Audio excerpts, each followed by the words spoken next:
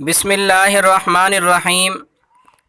رات کی تنہائی میں جب کبھی آپ خود کا موازنہ کرنا چاہو کہ اللہ پاک آپ سے راضی بھی ہے کہ نہیں، تو رات کی تنہائی میں دھیان لڑایا کرو کہ کتنی دفعہ نام محمد صلی اللہ علیہ وسلم آپ کی زبان پر آیا، کتنی دفعہ درود پاک پڑھوایا گیا آپ سے دن بھر میں۔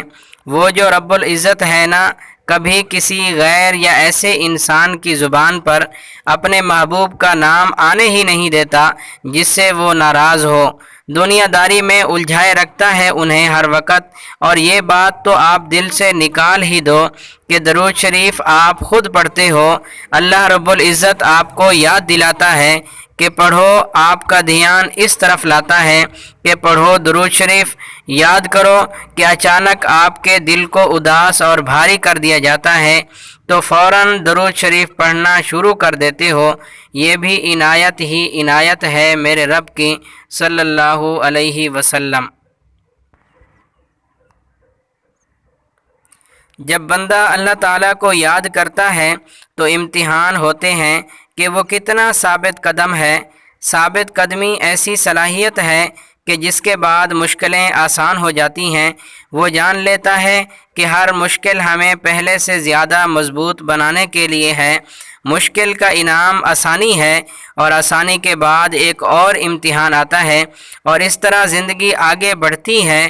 مشکلات اور آسانیاں دراصل زندگی کے دو طرزیں ہیں۔ جب تک آدمی مشکل کو مشکل اور آسانی کو آسانی سمجھتا ہے، ان دونوں طرزوں میں رد و بدل ہوتا رہتا ہے۔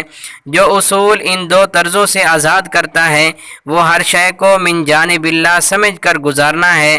جو لوگ ہر کام کا رخ اللہ تعالیٰ کی طرف کر دیتے ہیں تو اللہ تعالیٰ ان کو بصیرت عطا فرماتے ہیں۔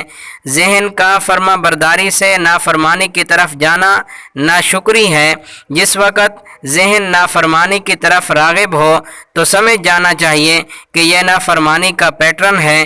شکر کرنے سے آدمی صبر کرنا سیکھتا ہے، اور صبر ایثار و قربانی کے ساتھ یہ یقین ہے کہ اللہ میرے ساتھ ہے۔ ذکر، شکر اور صبر ایسا عمل ہے جو ذہن کو شکوک و شبہات اور منفی سوچوں سے دور رکھتا ہے۔